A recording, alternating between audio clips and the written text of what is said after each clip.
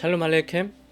하브레의 토라의 친구 여러분, 사랑하는 형제자매 여러분, 오늘도 우리를 언약의 말씀 앞으로 부르신 주 예수 그리스도 안에서 하나님 아버지께 감사와 찬미를 드립니다. 오늘 우리는 파라샤 이트로의 말씀 앞에 함께 서 있습니다. 토라에서 가장 장엄한 순간 가운데 하나는 시내산 앞에 선 장면일 것입니다. 번개와 나팔 소리, 불과 연기 속에서 하나님께서는 직접 말씀하시는 순간 십계명이 주어지는 그 자리입니다. 그런데 토라는 그 위대한 계시의 문턱에 우리를 세우기 전에 전혀 다른 장면을 먼저 보여줍니다. 하늘의 소리 대신 한 장인이 사위를 찾아오는 이야기입니다. 기적의 장면 대신 지친 지도자가 하루 종일 백성을 맞이하는 모습, 그리고 한 외부인이 조용히 건네는 조언입니다. 왜 토라는 가장 위대한 계시 앞에서 이렇게 인간적이고 현실적인 이야기를 들려줄까요? 유대 랍비들은 말합니다. 토라는 하늘에서 주어지지만 언제나 인간의 삶 속에 자리 잡기 위해 내려온다고. 계시는 불과 구름 속에서 시작되지만 공동체의 질서와 사람 사이의 관계 속에서 비로소 뿌리를 내린다고 말입니다. 그래서 십계명 직전에 우리는 먼저 한 공동체가 어떻게 세워지는지, 한 지도자가 어떻게 듣고 배우는지, 그리고 지혜가 어디에서든 올 수 있음을 보게 됩니다. 오늘 파라샤 이트로는 이 두 장면을 하나로 이어서 보여줍니다. 한쪽에는 시내산의 장엄한 계시가 있고, 다른 한쪽에는 짐을 나누고 권위를 나누며 사람을 세우는 모세의 모습이 있습니다. 하늘의 토라와 땅의 삶이 서로 분리되어 있지 않다는 사실을 이 파라샤는 조용하지만 분명하고 명확하게 우리 모두에게 말해주고 있습니다. 십계명은 하늘에서 주어지지만 그 계명이 살아 움직이기 위해서는 사람들이 서로를 세우고 책임을 나누고 지혜를 들을 준비가 되어 있어야 합니다. 그래서 우리는 오늘 이 말씀 앞에서 스스로에게 묻게 됩니다. 우리는 계시를 기다리는 사람들인가? 아니면 이미 주어진 말씀을 우리의 공동체와 일상 속에서 살아내는 사람들인가? 이 시간 시내산 아래에 서 있던 그 출애굽 공동체들처럼 마음을 가다듬고 하늘에서 들려오는 음성과 우리 곁의 사람을 통해 들려오는 지혜를 함께 들을 수 있기를 소망합니다. 아멘. 아비누마이케는 우리의 아버지 되신 하나님, 사랑과 은혜가 풍성하신 아브라함과 이삭과 야곱의 하나님, 주 예수 그리스도여, 오늘 우리를 파라샤 이트로 말씀 앞으로 불러주심을 감사합니다. 아직 시내산에 오르기 전, 아직 계시의 불이 타오르기 전, 사람과 사람이 만나고 마음이 준비되는 그 자리로 우리를 먼저 이끄시는 주님을 바라봅니다. 주님, 우리의 분주함을 잠잠하게 하시고 혼자 짐을 지려는 마음을 내려놓게 하시옵소서. 모세가 장인 이트로의 말을 들으며 멈춰섰던 것처럼 우리도 오늘 멈춰서서 듣고 돌아보고 다시 정렬되는 시간이 되게 하시옵소서. 공동체를 세우시는 하나님, 우리가 서로의 짐을 나누고 서로의 삶을 세워주는 사람들이 되게 하시며 건의보다 섬김을, 속도보다 지혜를 선택하게 하시옵소서. 이 말씀의 시간이 단순히 듣는 시간이 아니라 우리 안의 질서가 다시 세워지고 우리의 마음이 계시를 받을 준비가 되는 시간이 되게 하시옵소서.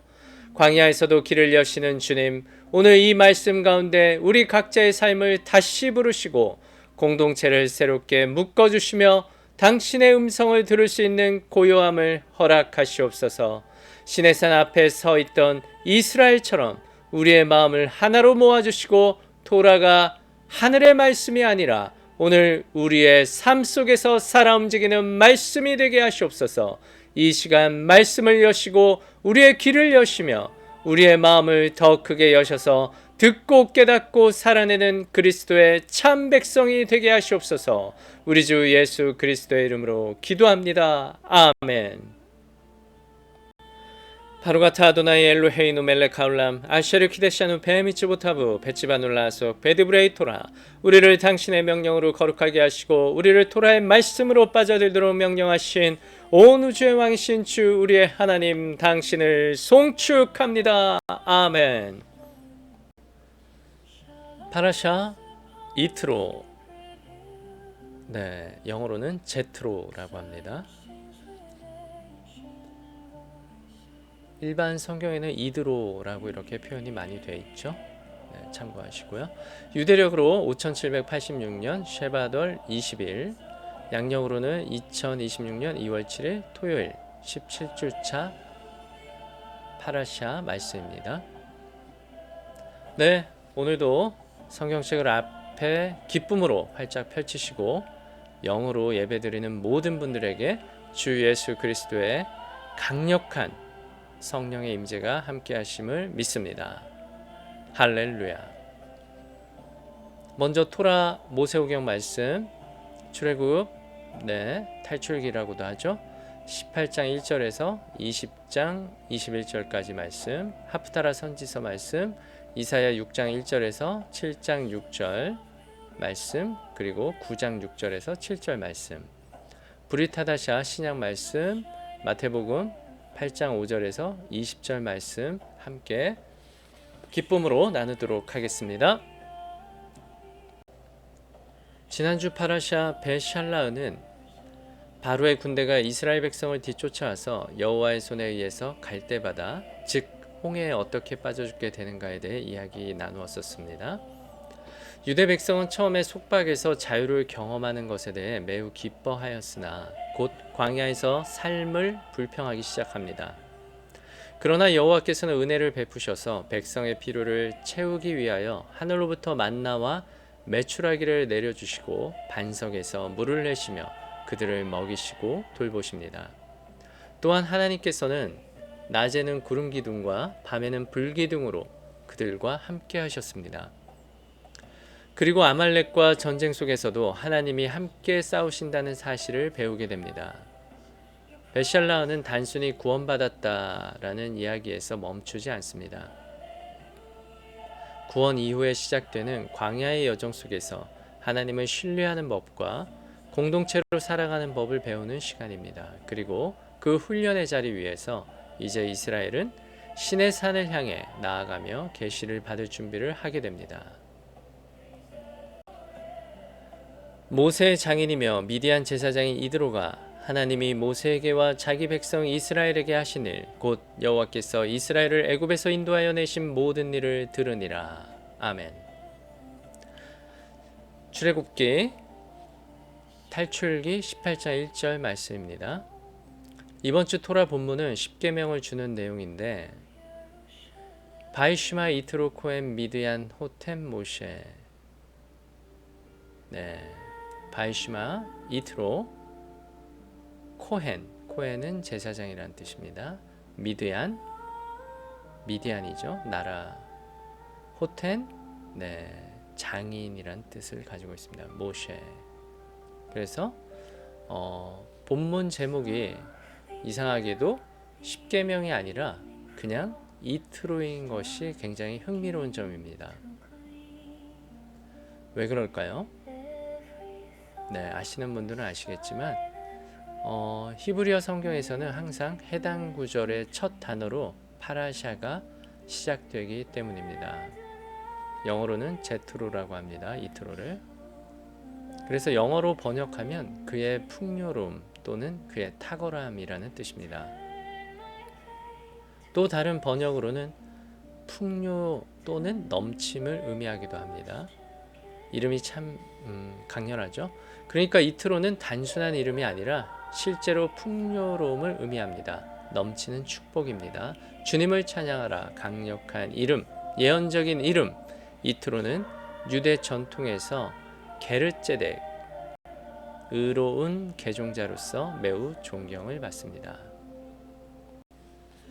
미드라시 전승에 따르면 모세의 장인 이트로는 한 가지 이름만 가진 인물이 아니라 여러 이름을 가진 사람이었습니다. 첫 번째로 루엘, 하나님의 친구, 하나님의 목자라는 의미로 출애굽기 2장 18절에서 사용되었습니다. 하나님과의 관계를 강조하는 이름으로 해석됩니다. 그리고 두 번째로 호밥, 사랑받는 자라는 의미로 민수기 10장 29절에서 사용되었습니다. 하나님을 사랑한 사람이라 해석할 수 있습니다. 그 외에도 여러 이름들이 있지만 그 가운데 가장 기본이 되는 이름이 예테르입니다. 출애굽기 라바, 미드라시 셰모트 라바와 탈무드 전승은 그의 이름이 원래 예테르였다고 설명합니다. 예테르는 남은 것, 나머지, 덧붙여질 여지라는 뜻을 지니며 아직 더해질 것이 남아있는 상태를 가리키는 이름입니다. 그런데 출애굽기 18장에 이르면 그의 이름은 이트로로 나타납니다. 이 두 이름은 서로 다른 어근에서 나온 것이 아니라 같은 히브리 어근 야타르에서 나옵니다. 본문 PPT 참고하시면 정확한 단어 보실 수 있습니다. 히브리 단어 참고하세요. 이 어근 야타르는 남다, 더하다, 증가하다, 풍성해지다라는 뜻을 동시에 지니고 있습니다. 그래서 미드라시는 이 이름의 변화를 이렇게 읽습니다. 남아있던 자가 더해진 자가 되었고 하나님에 의해 풍성해진 자가 되었다는 것입니다. 예테르에서 이트로, 이 변화에서 핵심은 이름 끝에 붙은 작은 글자 하나입니다. 바로 히브리어 6번째 알파벳 바브입니다. PPT 본문에 보이는 이 바브는 자음 위아래에 붙는 모음기호, 이 모음기호를 니쿠드 발음기호라고 합니다. 이 니쿠드 발음기호가 붙어있는 발음상으로 O가 됩니다. 그래서 이트로 하지만 여기 요드 밑에 점이 있고요. 점 하나가 있고요. 타브 밑에 수직으로 점 2개가 있고요. 바브 위에 점 하나가 있습니다. 그래서 유드 아래 점이 있다는 이 점은 이 발음이 나고요. 타브 아래 수직으로 된 점 2개가 있는 것은 쓰여진 글자 발음이 납니다. 그래서 타브는 티귿 발음이 나니까 트 발음이 나겠죠. 만약에 여기에 기역이 있다면 그 발음이 나올 것이고요. 니은이 있다면 느 발음, 디귿이 있다면 드 발음이 날 것입니다. 그래서 우리가 굉장히 아름다운 사람을 만나거나 마음이 따뜻한 사람들을 만나면 뭐라고 하나요? 오, 너무 아름답다. 오, 너무 따뜻하다. 이렇게 얘기하잖아요. 그렇게 오 발음이 나는 것입니다. 바브 위에 점이 있다는 것은. 그래서 이 점은 이렇게 레시와 연결이 되어 리을 발음이 나니까 로 발음이 나게 됩니다. 이 레시 자리에 만약에 기역이 있다면 고 발음이 나겠죠. 니은이 있다면 노 발음이 나올 것이고 디귿이 있다면 도 발음이 나겠죠.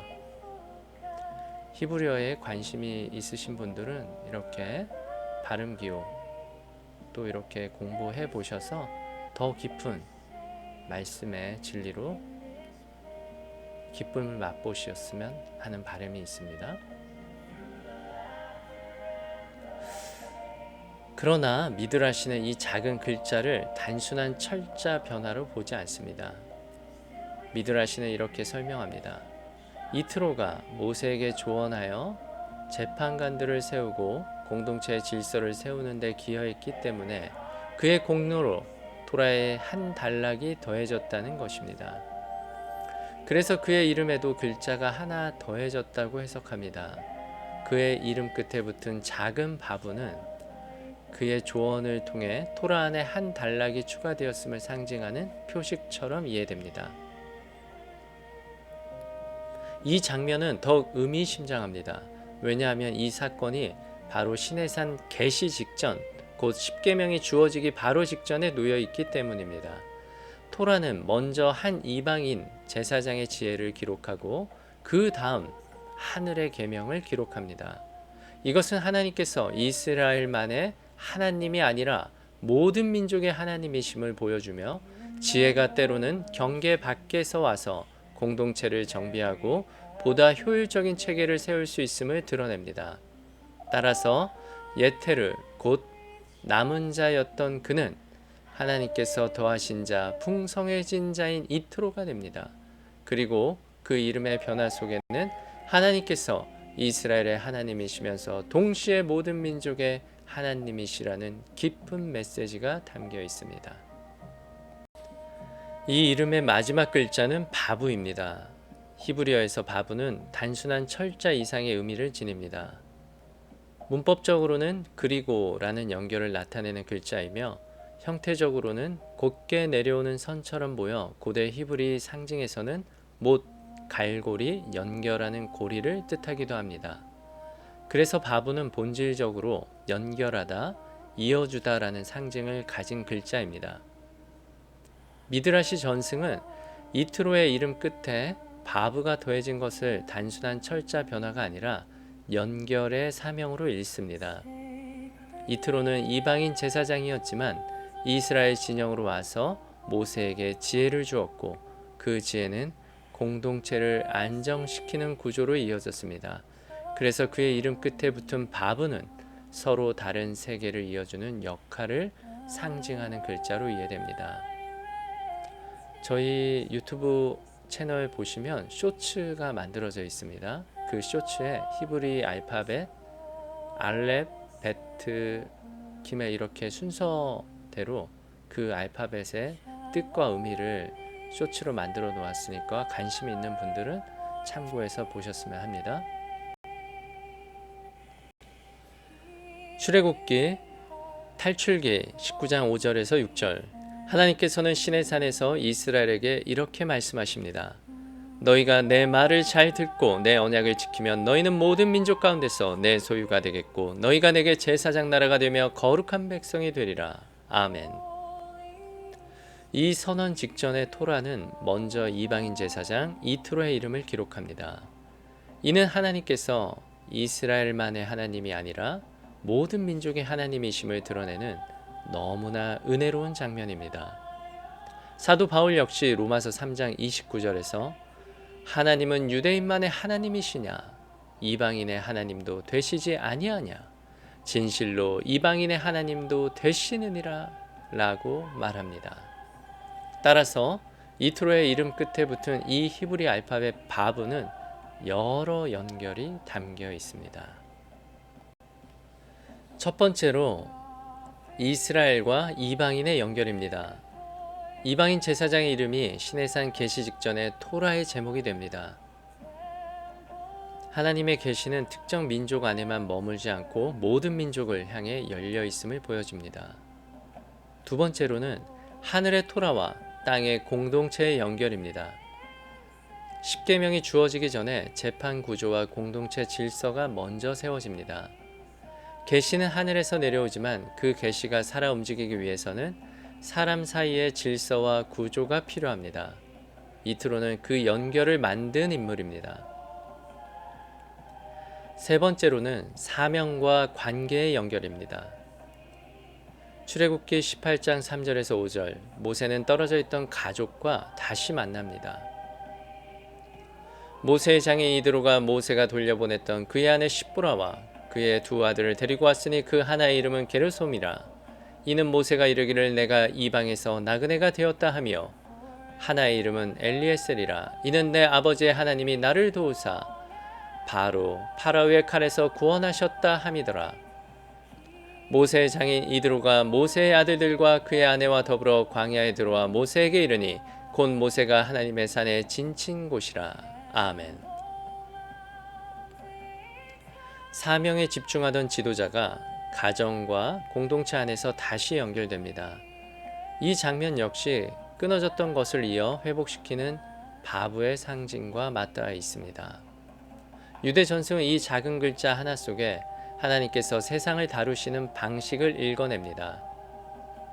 하나님께서는 떨어져 있는 것을 연결하시고 분리된 것을 묶으시며 하늘의 계시와 땅의 삶을 이어주십니다. 그래서 이트로의 이름 끝에 붙은 이 바브는 단순한 철자가 아니라 연결의 상징으로 이해됩니다. 이방인과 유대 이스라엘, 사명과 가정, 계시와 삶, 하늘과 땅, 지도자와 공동체가 이 작은 히브리 알파벳 바브 하나로 이어집니다. 그리고 십계명이 주어지기 전에 토라는 먼저 이 연결의 이름을 기록합니다. 하나님의 말씀은 사람과 사람 사이의 연결이 먼저 세워지고 성장되어 하나된 공동체 안에서 비로소 살아 움직이기 때문입니다. 오늘 우리에게도 이 회복의 바브 하나가 필요합니다.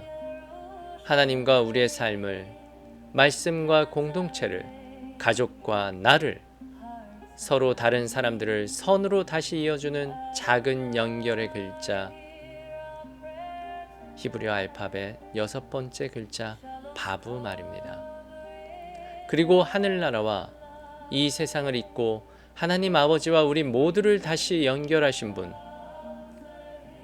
우리 모두의 예수 그리스도, 그분 안에서 우리는 하나님과 이어지고 서로와 이어집니다. 주 예수 그리스도를 찬양합니다. 할렐루야. 십계명이 주어지기 직전 토라는 먼저 한 장면을 기록합니다. 출애굽기 18장 13절. 이튿날 모세가 백성을 재판하느라고 앉아있고 백성은 아침부터 저녁까지 모세 곁에 서 있는지라. 모세가 아침부터 저녁까지 백성을 재판하는 모습이 나옵니다.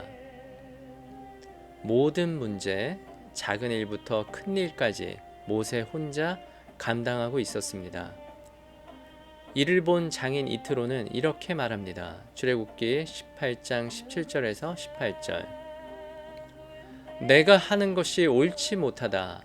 너와 이 백성이 필경 기력이 쇠하리니 이 일이 내게 너무 무거워 혼자 할 수 없으리라. 그리고 그는 해결책을 제시합니다. 출애굽기 18장 19절에서 20절. 너는 하나님 앞에서 백성을 대표하고 그들의 일을 하나님께 가져가라. 또 그들에게 율례와 법도를 가르쳐 그들이 마땅히 행할 길과 할 일을 보이리라. 그리고 천부장, 백부장, 50부장, 10부장을 세워 짐을 나누라고 조언합니다.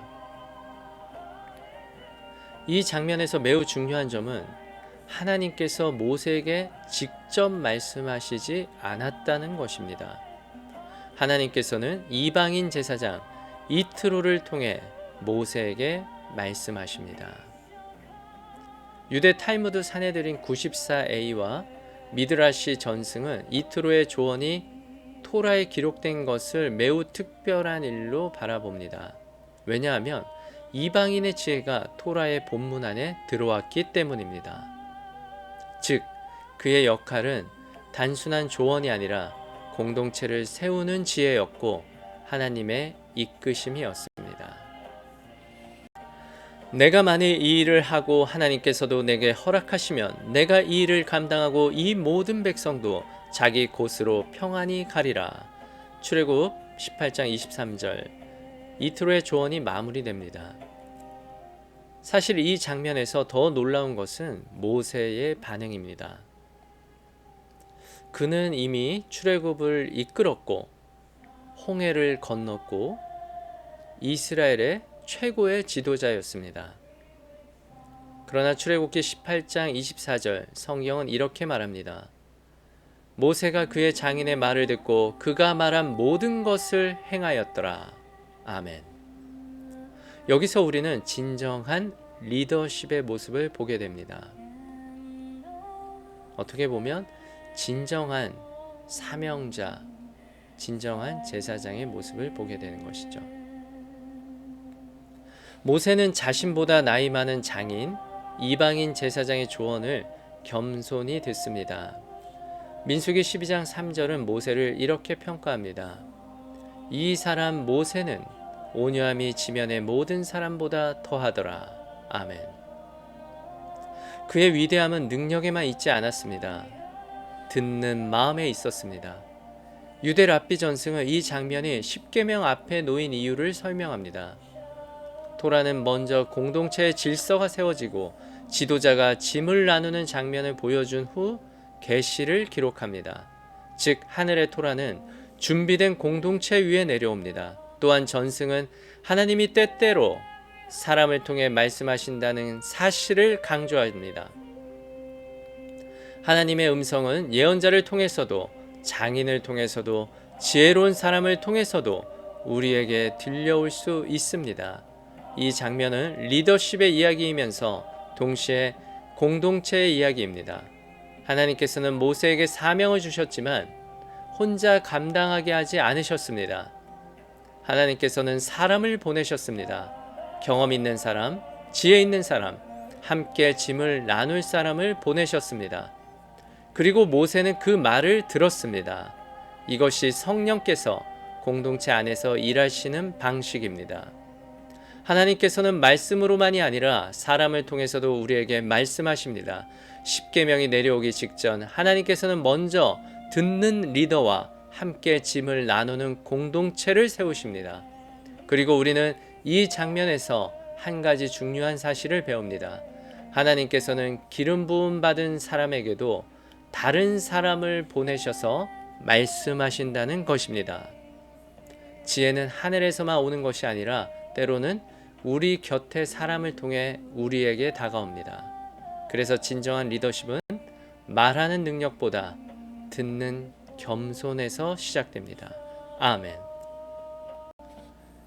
애굽을 떠난 후 세 번째 새로운 달, 즉 시반월 1일에 시반월은 5월 중순 후반에서 6월 중순까지가 시반월입니다.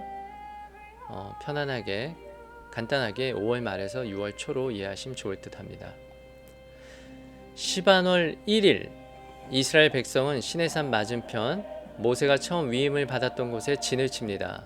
그 후에 모세는 산으로 올라가고 거기서 하나님께서는 모세에게 그들이 여호와를 순종하고 그분의 언약을 지키면 그들은 제사장 나라가 되며 거룩한 백성이 될 것을 지도자들에게 이르라고 명하십니다.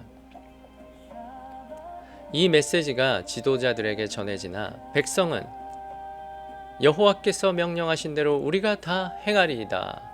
히브리어로 콜 아쉐르 디베르 아도나이 아하세, 콜 아쉐르 디베르 여호와 아하세라고 선포하며 응답합니다. 모세가 다시 산으로 돌아가자 하나님께서 모세에게 이르셔서 내려가서 백성들을 사흘 동안 성결하게 하여 여호와를 기다리고 준비하라고 명령하십니다. 백성은 세상의 안락을 삼가하며 산의 경계를 침범하지 않아야 했습니다. 출애굽 19장 11절 직역하면 그들이 셋째 날을 위해 준비되어 있을지니 이는 셋째 날에 여호와께서 온 백성의 눈앞에 시내산 위로 내려오실 것이다. 아멘.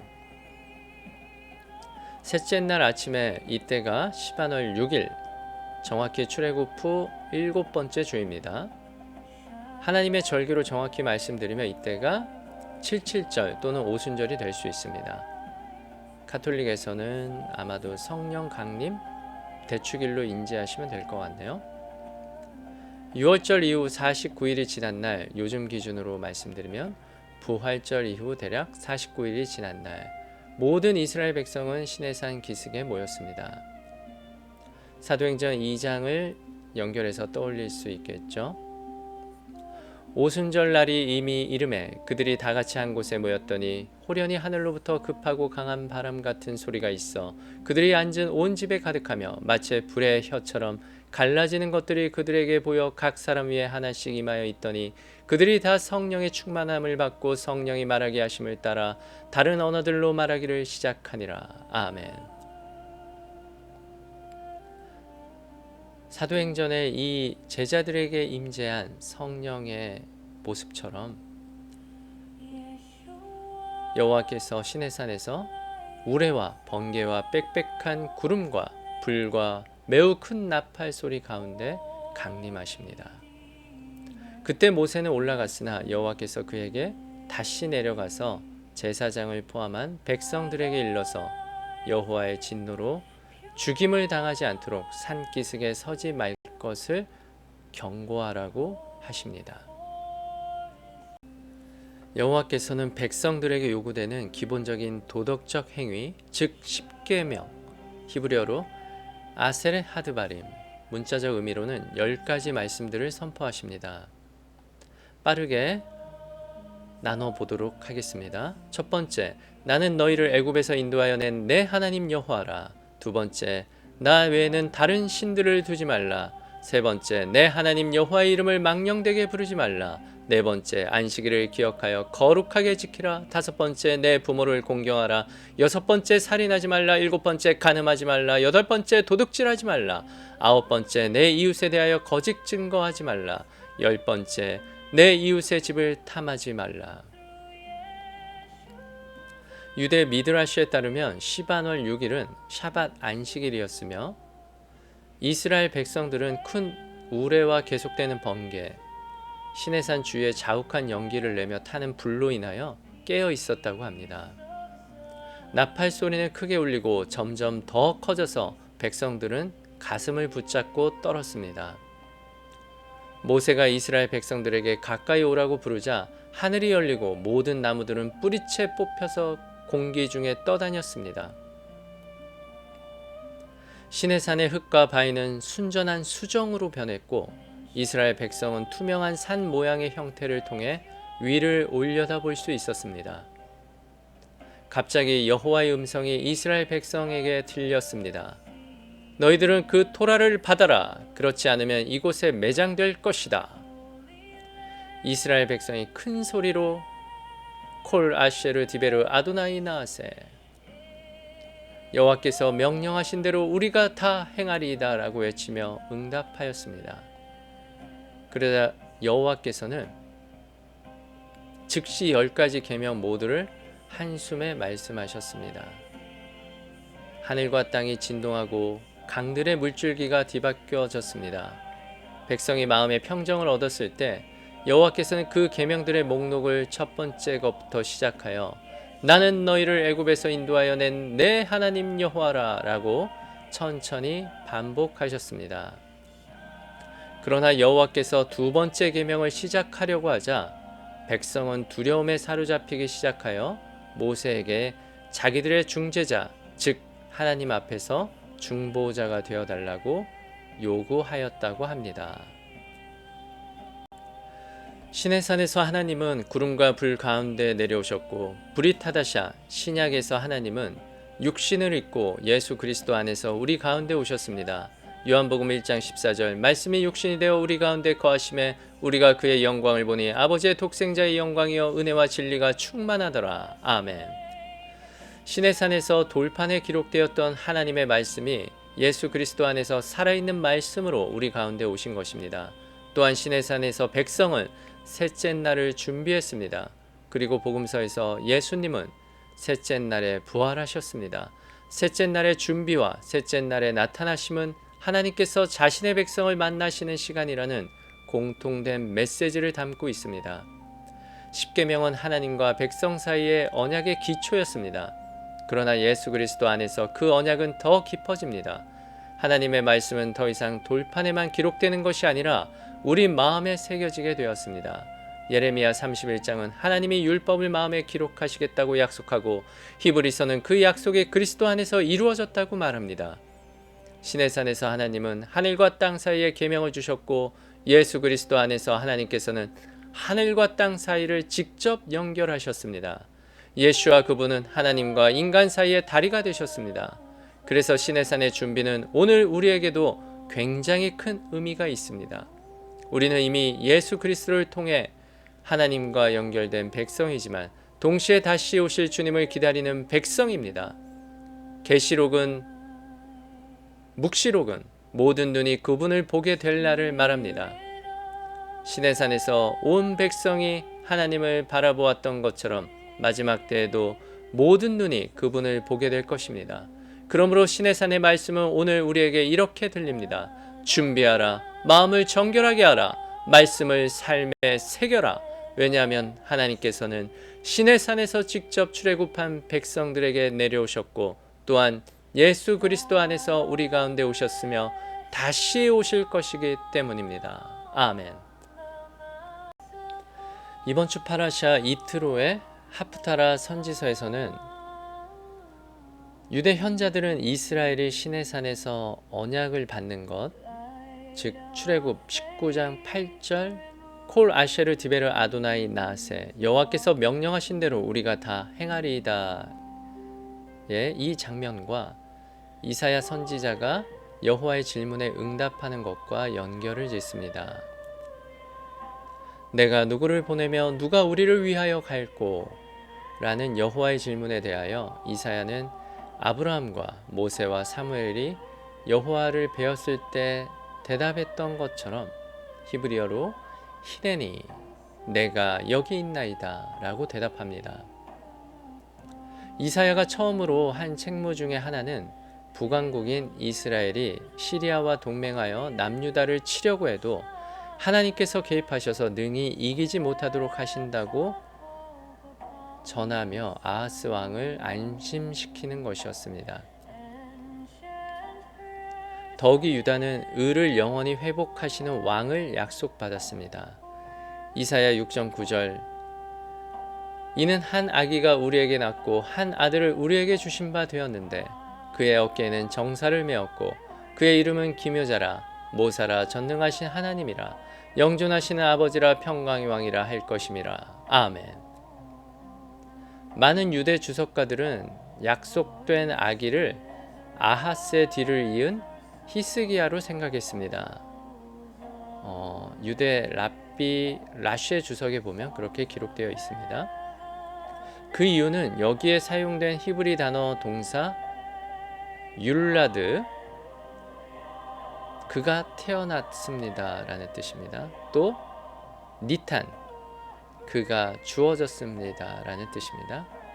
이 동사들은 미래 시제가 아닌 완료 시제, 즉 행동이 완료된 것을 암시하는 시제로 되어 있었기 때문입니다.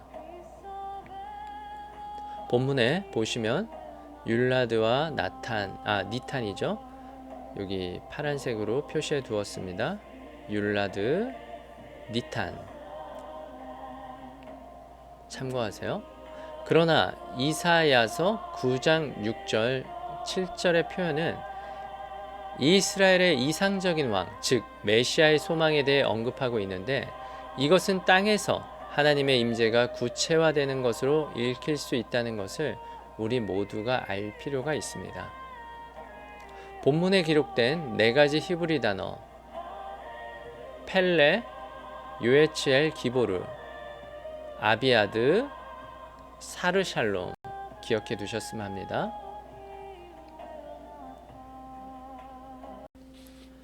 이러한 왕을 묘사하는 데 사용된 네 가지의 용어는 역사 속의 인물인 히스기야 왕을 묘사하는 그 이상의 표현입니다. 단순한 인간 왕을 묘사하기에는 너무 깊고 크며 유대 전승에서도 하나님과 관련된 언어로 이해되어 왔습니다. 사사기 13장 18절에서 여호와의 사자가 삼손의 부모에게 말합니다. 내 이름을 묻는 것은 어찌함이냐? 그것은 기묘함이라. 여기서 기묘함은 히브리어 펠레입니다. 사사기 13장 22절에서 마노아는 말합니다. 우리가 하나님을 보았으니 죽으리로다.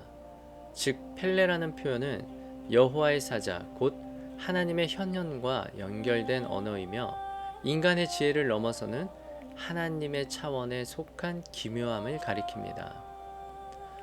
PPT 보시면 히브리어 원어 보실 수 있습니다. PPT 참고하시면 좋을 듯 합니다. 유에츠엘 기보르 모사 전능하신 하나님, 이 표현은 단순히 지혜로운 왕이라는 수준을 넘어섭니다. 이사야 10장 21절 남은 자가 돌아올 것이라 곧 야곱의 남은 자가 능하신 하나님 엘 기보르께로 돌아올 것이라. 즉 엘 기보르는 이 왕이 하나님의 통치와 능력을 드러내는 존재임을 말합니다. 아비아드 영원한 아버지.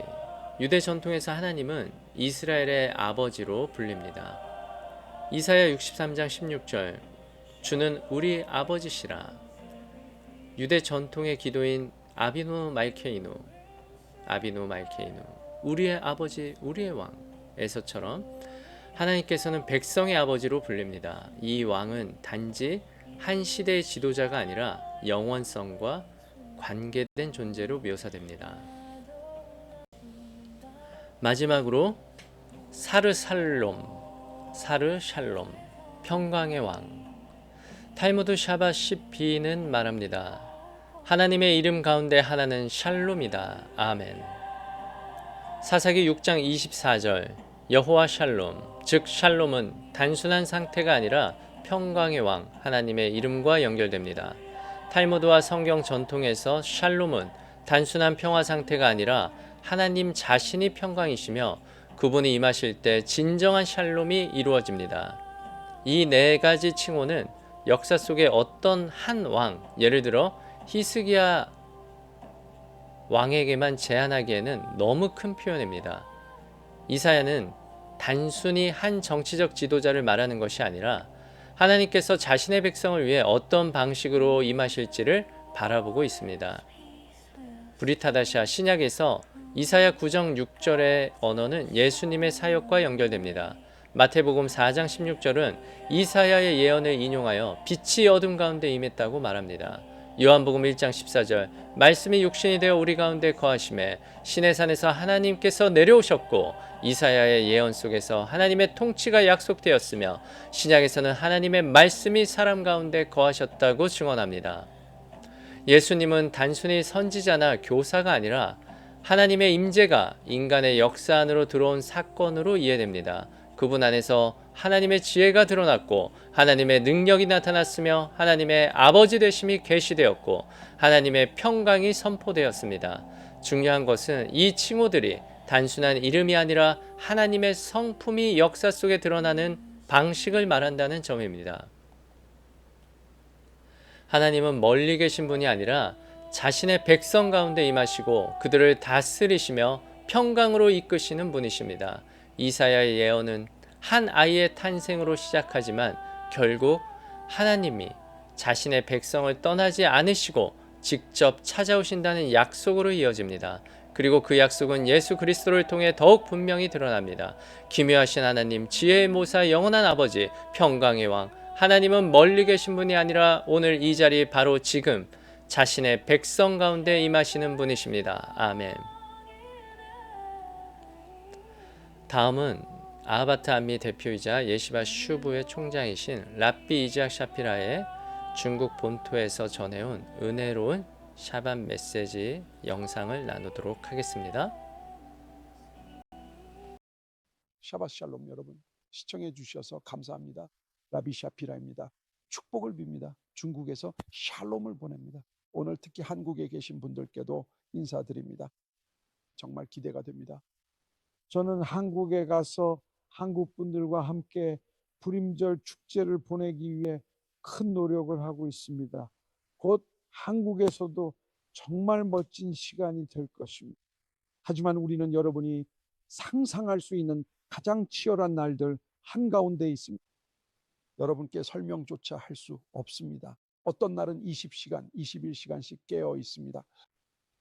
여러분도 저를 보시고 라비님 꽤 피곤해 보이시네요 라고 하실 겁니다. 육체적으로도 정말 큰 부담이었고 또 많은 성도들의 영적인 짐을 짊어지는 것도 그렇습니다.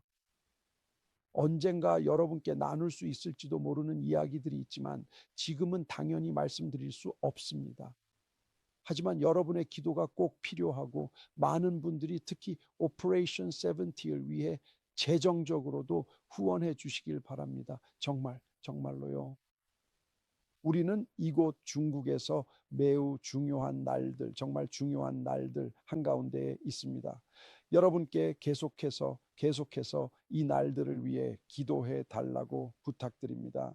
이번 주 파라샤트 이트로에서 오늘 제 마음에 아주 깊이 남은 한 구절이 하나 있는데 여러분께 간단히 드바르 토라 즉 토라의 말씀을 간단히 전해드리고 싶습니다. 이곳 중국에 곧 샤밧이 다가오고 있습니다. 그리고 참고로 내일 아침 모든 생방송은 상하이에서 진행될 예정. 상하이에서 생중계되는 샤bat 아침을 절대 놓치지 마세요. 여러분을 위한 깜짝 놀랄 만한 것들이 준비되어 있습니다. 몇 가지가 아니라 정말 많습니다. 여러분께 큰 축복과 격려가 되길 바랍니다. 이제 이번 주 이 파라샤트 이트로에 대해 말씀드리고 싶습니다. 이트로의 여정 끝에 그는 결국 모세 라베이누의 장막에 도착하게 되는데, 그 이유는 그가 베소라, 즉 복음을 들었기 때문입니다. 그는 유대인들에게 무언가 일이 일어났다는 좋은 소식을 들었습니다. 모세는 그를 장막 안으로 데려갔고, 그를 데려가면서 그에게 고난에 대해 이야기해 주었습니다. 이것은 매우 중요합니다. 여기서 고난이라는 단어는 게마트리아로 보면 이것은 메시아, 다윗의 아들입니다. 하틀라, 이것이 바로 마시아흐 벤 다비드입니다. 그는 그에게 기쁜 소식을 전하고 있습니다. 보시다시피 모세는 고난의 시기에 기쁜 소식을 전하고 있는데, 이것이 흥미롭습니다. 왜냐하면 틀라라는 단어가 바로 고난의 시기이기 때문입니다. 이것은 모세의 고난의 시기이며 야곱의 고난과도 같습니다. 그리고 모세는 그것을 이트로에게 주고 있습니다. 환난 가운데 좋은 소식을 주고 있는 거죠. 진정한 고난이 유대인들의 승리로 바뀌는 것입니다. 이해하셨나요? 이것은 정말 놀랍습니다. 그는 복음을 전하고 있습니다. 하지만 다음 구절, 아마도 19장 9절이 제가 여러분께 잠시 생각해 보길 원하는 부분입니다. 여러분의 성경에는 이드로와 모세가 함께 기뻐했다고 적혀 있습니다. 이제 여기서 그들의 기쁨을 함께 표현하는 데 사용된 히브리어 단어는 야흐두, 약두입니다. 야흐두라는 단어 안에서 무엇이 들리나요? 야흐두라는 단어 안에는 히브리어 단어 야하드, 야찻가 들립니다. 그리고 만약 제가 여러분에게 제 소망이 있다고 말한다면, 제 소망은 우리 모두가 다 함께 유대인들과 이방인들이 야드 베아드라는 이름 아래 하나로 연합하여 나아가는 것입니다. 그것은 무슨 뜻일까요? 그것은 단순히 그들이 기뻐했다는 것만을 의미하는 것이 아니라 그들의 마음이 하나로 엮였고 이드로와 모세가 한 사람이 되었다는 뜻입니다. 제가 무슨 말을 하는지 이해하시겠어요? 모세와 이드로는 아흐둣, 즉 연합 안에서 하나가 되었습니다. 그리고 지금 여러분이 카발라 샤밧을 보면서 저를 지켜보고 있다는 걸 압니다. 프랑스, 독일, 포르투갈에서도 저를 보고 계시죠. 그리고 한국에서도, 영어로도, 라틴 아메리카에서도 저를 보고 계십니다. 여러분은 이렇게 말할 수 있겠죠. 이라비는 저기까지 가서 이제는 중국에서 이야기하고 있네. 저는 신경 쓰지 않습니다. 저는 중국인도 아니고 프랑스인도 아니고 포르투갈인도 아닙니다. 왜 중요할까요? 토라의 본질을 봐야 하니까요. 제 말을 깊이 생각해 보세요. 아흐둣, 즉 연합이 있기 전까지 토라는 받아들여지지 않았고 토라는 주어지지 않았습니다. 우리가 고임, 즉 이방인에게 가르쳐야 할 것은 무엇이요? 바로 아흐둣, 연합하는 법입니다. 우리는 여러분에게 하나가 되는 법을 가르쳐야 합니다.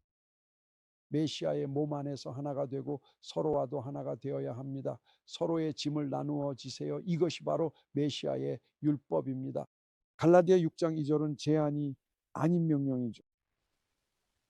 그리고 제가 중국에 가면 우리 모두가 중국인이 되어야 합니다. 내가 프랑스에 가면 우리 모두가 프랑스인이 되어야 합니다. 내가 독일에 가면 우리 모두가 독일인이 되어야 합니다. 왜일까요? 그것이 바로 이스라엘의 영이고 이것이 토라의 정신이기 때문입니다. 여기 있는 사람들은 토라를 배우고 싶어 합니다. 그들이 저에게 와서 말하죠. 아시다시피 그들이 저에게 와서 저 토라를 배우고 싶어요라고 말합니다. 그래요. 토라를 배우고 싶으신가요? 토라에 대해 가장 최초로 가장 먼저 배워야 할 것은 서로와 하나가 되는 방법입니다. 개인주의를 버리세요. 아흐둣 안에 머물며 서로 짐을 나누세요. 사람들은 이 모든 걸 배우려 하나 아흐둣을 배우려 하지 않죠. 그들은 서로와의 연합, 즉 하셈께서 우리에게 토라를 주시기 전에 필요한 원칙을 배우고 싶어 하지 않습니다. 그리고 여기서 말하는 야흐두라는 단어는 친밀함의 의미도 담고 있습니다. 이트로와 모세는 서로 친밀해졌습니다. 오늘 제가 여러분께 드리는 이 말을 들으시나요? 우리도 서로의 짐을 함께 지는 유대인의 마음처럼 그런 마음을 기르는 법을 배워봅시다. 유대인들은 전 세계에 퍼져 있죠. 이번 주에 저는 엘리에제르라는 유대인 남성을 만났고 여러분도 내일 아침에 그를 만나게 될 것입니다. 얼마나 큰 짐을 졌었는지 모릅니다. 저는 상하이에서 최고의 경험, 코셔 경험을 했습니다. 여러분도 그를 만나게 될 거예요. 정말 특별한 경험이었습니다. 저에게 코셔 식사를 하는 것이 얼마나 큰 부담인지요. 여기서도 아시다시피 사람들이 신경을 써주고 있습니다. 어떻게 코셔 고기를 구했는지 모르겠지만 저를 위해 인증된 코셔 고기를 찾아주었습니다. 정말 아름다운 장면이었습니다. 이트로와 모세가 하나가 되는 모습 말입니다. 오늘 제가 여러분 모두에게 전하고 싶은 것은 에이하밧 엠미에서 우리의 목표는 여러분이 유대인의 마음을 갖도록 가르치는 것이라는 점을 이해해 주셨으면 한다는 것입니다. 물론 많은 사람들이 유대인에 대해 배울 수 있고 유대인처럼 옷을 입을 수도 있지만 서로를 어떻게 돌봐야 하는지, 서로의 짐을 어떻게 나눠줘야 하는지는 모릅니다. 그리고 유대인의 마음이 무엇인지도 모릅니다. 오늘 제가 이 말을 드리는 이유는 여러분이 훌륭한 유대인의 마음을 키우고 이 유대인의 마음을 발전시키길 바라기 때문입니다. 바로 오늘이 그것을 키울 때입니다. 그럼 어떻게 키울 수 있을까요? 서로 짐을 나누면 가능해요. 야후두 예히다로 거듭나세요. 예히다란 하나됨을 뜻해요. 우리 하나가 됩시다. 이제 중국인들을 함께 짊어집시다. 몇 주 후에는 한국인들을 짊어지고 프랑스인들을 잊지 말고 포르투갈인, 스페인인, 이탈리아인도 잊지 맙시다. 우리는 한 가족입니다. 예히다로 거듭납시다. 이것이 성령께서 중국에서 저를 통해 여러분께 주시는 말씀입니다. 내일 아침은 정말로 대단한 아침이 될 것입니다. 오전 8시에 여러분과 함께 할 생각에 벌써부터 기대가 됩니다. 공유와 좋아요, 후원도 부탁드려요. 지금 저희에게 정말 큰 힘이 됩니다. 중국에서 하나님의 축복을 전합니다. 샤ባት 샬롬. 네, 오늘도 마침 기도, 말씀 기도로 마무리하도록 하겠습니다. 손을 높이 들고 큰 소리로 읊조리며 기도하셔도 좋고 눈을 지그시 감고 하늘나라를 상상하며 편안히 앉아서 기도하셔도 좋습니다. 사랑하는 사람들과 손을 꼭 붙잡고 기도하셔도 좋고 치유와 위안이 필요한 가난한 이웃을 위하여 기도하셔도 좋습니다. 오늘도 어김없이 이스라엘을 위하여 함께 영으로 기도드리도록 하겠습니다. 또한 특별히 주 예수 그리스도의 나라와 의를 위하여 사명을 감당하고 계신 모든 목자들과 또 함께하는 공동체 성도들을 위하여 기도하도록 하겠습니다.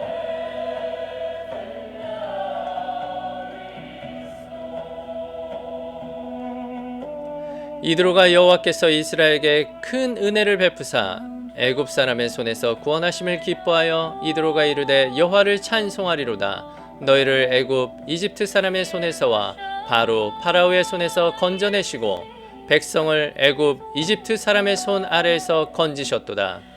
이제 내가 알았도다. 여호와는 모든 신보다 크므로 이스라엘에게 교만하게 행하는 그들을 이기셨도다.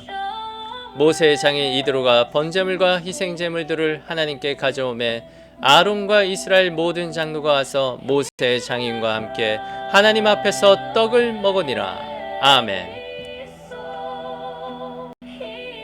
그 정사와 평강의 더함이 무궁하며 또 다윗의 왕자와 그의 나라에 군림하여 그 나라를 굳게 세우고 지금 이후로 영원히 정의와 공의로 그것을 보존하실 것이라. 만군의 여호와의 열심히 이를 이루시리라. 아멘. 내가 진실로 너희에게 이르노니 이스라엘 중 아무에게서도 이만한 믿음을 보지 못하였노라. 또 너희에게 이르노니 동서로부터 많은 사람이 이르러 아브라함과 이삭과 야곱과 함께 천국에 앉으려니와 그 나라의 본 자손들은 바깥 어두운 데 쫓겨나 거기서 울며 이를 갈게 되리라. 아멘. 가라, 내 믿은 대로 될지어다. 아멘.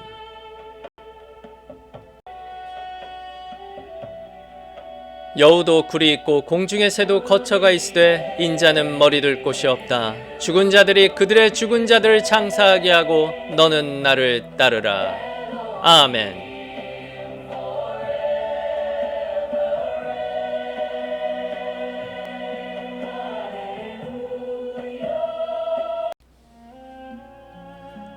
사랑하는 여러분, 오늘 파라샤 이트로의 말씀을 마무리하며 한 가지를 마음에 남기고자 합니다.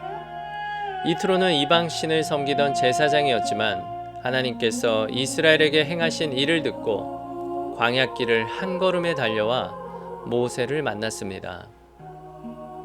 그리고 그 들은 소식이 지혜로 이어져 공동체를 세우는 말이 되었고, 모세는 그를 통해 하나님의 뜻을 분별했습니다. 하나님께서는 이렇게 사람을 통해 들음과 만남을 통해 자신의 뜻을 이어가십니다. 아브라함도 하나님의 음성을 들었고 이삭과 야곱도 들었습니다. 요셉은 꿈을 통해 들었고 모세는 불붙은 떨기나무 앞에서 들었습니다. 하나님께서는 언제나 말씀하시고 그 말씀은 들려질 때 역사 속에서 움직이기 시작했습니다. 그래서 사도 바울은 말합니다. 믿음은 들음에서 나며 들음은 그리스도의 말씀으로 말미암는다. 그리고 이어서 묻습니다. 전파하는 자가 없으면 어찌 들으리요? 보내심을 받지 아니하였으면 어찌 전파하리요? 아름답도다 좋은 소식을 전하는 자들의 발이여. 아멘. 하나님께서는 들음의 하나님이시며 동시에 전하게 하시는 하나님이십니다. 누군가가 들었기에 믿음이 시작되고 누군가가 전했기에 다음 사람이 듣게 됩니다. 이트로가 들었고 모세가 들었고 그 들음이 공동체를 세웠듯이 오늘 우리도 말씀을 듣고 다시 전하는 사람들로 부름받았습니다. 부활하신 주님께서 제자들에게 남기신 마지막 말씀도 이것이었습니다. 그러므로 너희는 가서 모든 민족을 제자로 삼아라. 너희는 온 천하에 다니며 만민에게 복음을 전파하라. 오직 성령이 너희에게 임하시면 권능을 받고 땅끝까지 이르러 내 증인이 되리라. 아멘. 사랑하는 형제자매 여러분, 우리는 들은 사람들입니다. 구원된 사람들입니다. 은혜로 새롭게 된 사람들입니다. 이제 동시에 전하는 사람들입니다. 하나님께서 하신 일을 듣고 그 들은 소식을 삶으로 전하며 서로의 짐을 나누고 공동체를 세우는 자리로 나아가야 합니다. 하나님께서는 여전히 사람을 통해 말씀하시고 사람을 통해 복음을 전하게 하십니다. 이번 한 주도 하나님께서 우리에게 맡기신 자리에서 들은 말씀을 품고 살아가며 누군가에게 그 소망을 전하는 주 예수 그리스도의 복된 사람으로 살아가기를 축복합니다. 말씀을 듣고 또 전하는 주 예수 그리스도의 공동체로 살아가시길 소망합니다. 아멘. 바루카바 베쉐 마도나이, 주님의 이름으로 오시는 여 찬미 받으소서. 그리고 하나님이 그 빛을 보시니 좋았더라. 그리고 하나님이 그 빛과 그 어둠 사이를 나누셨다. 샤밧 샬롬, 샤밧 샬롬. 주님 영광 받으소서. 할렐루야, 할렐루야.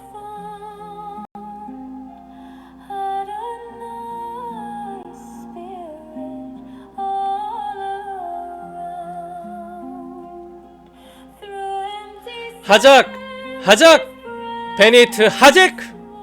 힘내자, 힘내자. 우리는 강해질 것이다. 분명히 강해질 것이다. 할렐루야, 할렐루야.